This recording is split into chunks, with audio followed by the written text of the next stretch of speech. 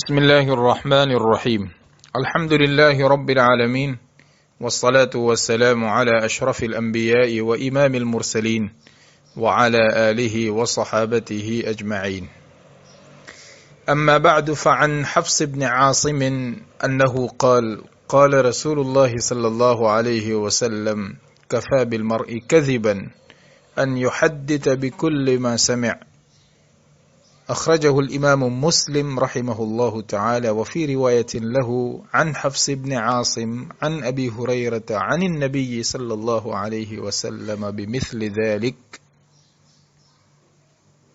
وفي رواية لأبي داود: كفى بالمرء إثما أن يحدث بكل ما سمع. معزز و محترم سامعین و ناظرین، السلام علیکم ورحمۃ اللہ وبرکاتہ۔ یوٹیوب، فیس بک، انسٹا، ٹویٹر، واٹس ایپ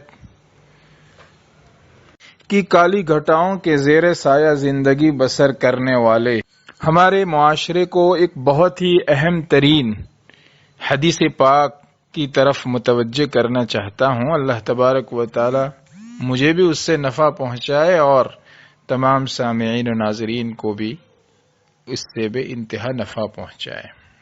معزز سامعین، نبی کریم صلی اللہ علیہ وسلم کی اس حدیث کو جس کو میں بیان کرنے جا رہا ہوں، امام مسلم رحمۃ اللہ علیہ نے اپنے مقدمے میں اور امام ابو داود رحمۃ اللہ علیہ نے کتاب الادب میں ذکر فرمایا ہے۔ فرمایا نبی کریم صلی اللہ علیہ وسلم نے: کفى بالمرء كذبا ان يحدث بكل ما سمع۔ کسی بھی انسان کے جھوٹا ہونے کے لیے اتنی بات کافی ہے کہ وہ ہر اس بات کو بیان کر دے جس کو وہ سنے۔ اور ابو داؤد شریف میں ہے: کفى بالمرء اثما ان يحدث بكل ما سمع۔ کسی بھی انسان کے گنہگار ہونے کے لیے اتنا کافی ہے کہ وہ ہر اس بات کو بیان کرے جس کو وہ سنے۔ ہر سنی ہوئی بات کو بیان کر دینا اور اس کی عادت بنا لینا، یہ آدمی کے جھوٹا ہونے کے لیے، اس کو جھوٹا بتانے کے لیے کافی ہے۔ کیوں ایسا؟ امام نووی رحمۃ اللہ علیہ نے ارشاد فرمایا ہے کہ یہ اس لیے کہ انسان عادتاً سچ اور جھوٹ دونوں طرح کی باتیں سنتا ہے۔ کسی بھی انسان کے پاس عادتاً سچ باتیں بھی پہنچتی ہیں اور جھوٹ بھی پہنچتا ہے۔ اب جب ہر کہیں سنی بات وہ بیان کر دے گا تو ایسا واقعہ بیان کرنے کا بھی مرتکب ہوگا جو ہوا ہی نہیں ہے، ایسی باتیں بھی بیان کر ہی دے گا جو سچی نہیں ہے۔ اور جھوٹ تو یہی ہے نا کہ آدمی خلاف واقعہ بات بیان کرے، ایسی کوئی بات کہہ دے جو حقیقت نہیں ہے، چاہے جان بوجھ کر نہ ہو، لیکن ایسی بات بیان کرنا جو حقیقت نہیں ہے جھوٹ تو ہے۔ اور ظاہر ہے کہ جب ہر سنی ہوئی بات بیان کرنے کی عادت بن جائے تو جھوٹ بولنے کی عادت ہو جائے گی، اور لوگوں کے یہاں اس کا کیا اعتبار رہ جائے گا، کیا بھروسہ رہ جائے گا، کون اس پر بھروسہ کرے گا، کون اس پر اعتماد کرے گا؟ وہ آدمی معاشرے میں غیر معتبر قرار پاتا ہے۔ کفى بالمرء كذبا ان يحدث بكل ما سمع۔ اور ظاہر ہے جھوٹ تو گناہ ہے، تو جس کو یہ عادت ہو جائے گی اس کے گنہگار ہونے کے لیے یہی کافی ہے۔ کفى بالمرء اثما ان يحدث بكل ما سمع۔ امام نووی رحمۃ اللہ علیہ نے ریاض الصالحین میں بخاری و مسلم کی ایک حدیث نقل کی ہے جو حضرت مغیرہ بن شعبہ رضی اللہ تعالیٰ عنہ سے منقول ہے، جس کا ایک حصہ ہے: وَكَرِهَ لَكُمْ قِيلَ وَقَالَ۔ پھر اس کے معنی بیان کیے ہیں: معناہ الحدیث بکل ما یسمعہ، اس کا مطلب ہے کہ ہر اس بات کو بیان کر دینا جسے وہ سنے۔ فیقول قیل کذا وقال فلان کذا، چنانچہ آدمی ہر سنی ہوئی بات کے بارے میں اسے بیان کرنے کے سلسلے میں کہتا ہے: ایسا کہا گیا، فلاں نے ایسا کہا ہے، فلاں صاحب یوں کہہ رہے تھے، ہم نے ایسا سنا ہے، اور فلاں نے کہا ہے، ایسا سنا ہے۔ اس سواری پہ سوار ہو کر بہت ساری ایسی باتیں کہہ جاتا ہے جس کے صحیح ہونے کا نہ اسے یقین ہوتا ہے نہ اسے ظن غالب ہوتا ہے۔ وَكَفَى بِالْمَرْءِ كَذِبًا أَن يُحَدِّثَ بِكُلِّ مَا سَمِعَ، اور ہر سنی ہوئی بات کو آگے چلتی کر دینا یہ انسان کے جھوٹا ہونے کے لیے کافی ہے۔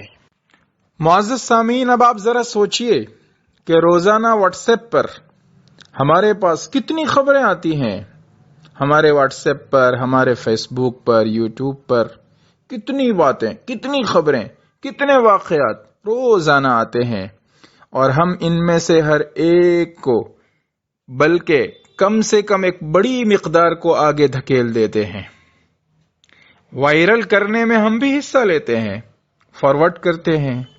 کیا ہم کوئی تحقیق کرتے ہیں، چھان بین کرتے ہیں، تلاش و جستجو کرتے ہیں، اس کو پرکھتے ہیں، جانچ کرتے ہیں کہ یہ صحیح ہے یا غلط؟ اور ہم میں سے کتنے سارے لوگ ہیں جو براڈ کاسٹ کے ذریعے روزانہ کئی میسج سینکڑوں لوگوں کو بغیر تحقیق کے، بغیر کسی پرشٹی کے، کتنے لوگوں کو چپکا دیتے ہیں، مختلف گروپس میں ڈال دیتے ہیں۔ اور اگر ہم کچھ حیثیت عرفی کے مالک ہوئے، سماج میں، عرف میں، سوسائٹی میں اگر ہماری کوئی امیج ہے، اچھی امیج ہے، تو مجال ہے کہ ہمیں کوئی ٹوکے۔ لیکن اس کے ذریعے کیا ہم جھوٹ کے مرتکب نہیں ہو رہے ہیں اور گنہگار نہیں بن رہے ہیں؟ ہمیں ہر چیز کیوں وائرل کرنی ہے، کیوں پھیلانی ہے؟ کفا بالمرء کذبا ان یحدث بکل ما سمع، کفا بالمرء اثما ان یحدث بکل ما سمع۔ یہ بری عادت ہے جس کا چلن ہو گیا ہے، الا ماشاء اللہ، ورنہ ہر کس و ناکس اس میں مبتلا ہو گیا ہے۔ لہذا ہمیں چاہیے کہ ہم اپنی زندگی میں اس پہلو کا جائزہ لیں، اور اگر ہمارا ابتلا ہے تو ہم اس سے توبہ کریں اور اپنے آپ کو ٹھیک کرنے کی ہم کوشش کریں۔ بغیر چھان پھٹک کے، بغیر تحقیق کے ہر آنے والی خبر کو ہم آگے وائرل نہ کریں، ہم آگے چلتا نہ کر دیں، ہم آگے بھیج کر یہ کچرا دوسروں کے گھروں میں نہ پہنچائیں۔ یہ فیس بک کا، یوٹیوب کا، واٹس ایپ کا کچرا ہے جو صبح اٹھتے ہی ہم دیکھتے ہیں کہ ہمارے موبائل میں، ہمارے گھر میں بہت بڑی مقدار میں ڈھیر کے ڈھیر آ کر پہنچ جاتا ہے، لگ جاتا ہے، اور ہم اس کو جوں کا توں پتہ نہیں کہاں کہاں تک یہ کچرا ڈھیر کا ڈھیر ہم دوسری جگہوں پر پہنچا دیتے ہیں۔ اللہ تبارک و تعالی ہمیں اس سے توبہ کی توفیق عطا فرمائے۔ ہم اپنے آپ کو، ہم اپنے موبائل کو، ہم اپنے یوٹیوب کو، ہم اپنے واٹس ایپ کو مینیج کرنا سیکھیں، اور ہمیں چاہیے کہ ہم اس سلسلے میں کوئی ٹھوس قدم اٹھائیں اور اپنی زندگی کا جائزہ لیں اور اس کو ٹھیک کرنے کی کوشش کریں۔ اللہ تعالی ہمیں اس کی توفیق و سعادت عطا فرمائے۔ اہل علم کی خدمت میں ایک دو باتیں اور عرض ہیں، اور وہ یہ ہے کہ امام نووی رحمۃ اللہ علیہ نے اس حدیث پاک کے باب میں بیان کیا، اور ان کے حوالے سے صاحب عون المعبود نے بھی لکھا ہے کہ یہ حدیث مرسل اور متصل دونوں طرح مروی ہے۔ امام مسلم نے بھی مقدمے میں دونوں طرح نقل کی ہے، اور امام ابو داود رحمۃ اللہ علیہ نے بھی دونوں طرح نقل کی ہے۔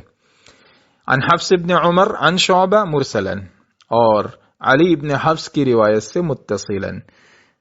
امام نووی رحمۃ اللہ علیہ فرماتے ہیں کہ جب دونوں طرح مروی ہے، مرسلن بھی اور متصلن بھی، تو عملاً یہ متصل کے حکم میں ہوگی، اور یہی صحیح ہے جسے حضرات فقہا، حضرات اصحاب اصول اور جماعت من اہل الحدیث نے بھی اسی کو کہا ہے۔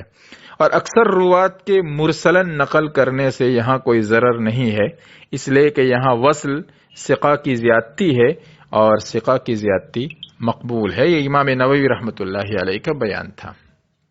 یہاں اس نقطے کی طرف میں توجہ دلانا چاہ رہا ہوں اصل میں، اور وہ یہ کہ خود اس حدیث پاک کے نقل کے باب میں بھی حضرات محدثین کا کتنا احتیاط ہے کہ انہوں نے جب یہ دو طرح مروی ہے تو دونوں طرح نقل کر کے اس پر بحث فرمائی ہے۔ لہذا ہمیں چاہیے کہ ہم بھی اپنی نجی گفتگو اور اسی طریقے سے ہم تک وائرل ہو کر آنے والی چیزوں کے بارے میں بہت ہی چھان پھٹک کریں، تحقیق کریں، جستجو کریں، اور ہر سنی ہوئی بات کو آگے بڑھانے سے پرہیز کریں۔ کفا بالمرء کذبا، بالمرء میں باز زائد ہے، اور بالمرء محلن منصوب ہوگا مفعول ہونے کی وجہ سے، کذبا تمیز ہونے کی وجہ سے منصوب ہے، اسمن تمیز ہونے کی وجہ سے منصوب ہے، اور ان یحدث بکل ما سمع یہ تحدیثہ بکل ما سمع کی تعویل میں ہو کر کفا کا فاعل ہے۔ والسلام علیکم ورحمۃ اللہ وبرکاتہ۔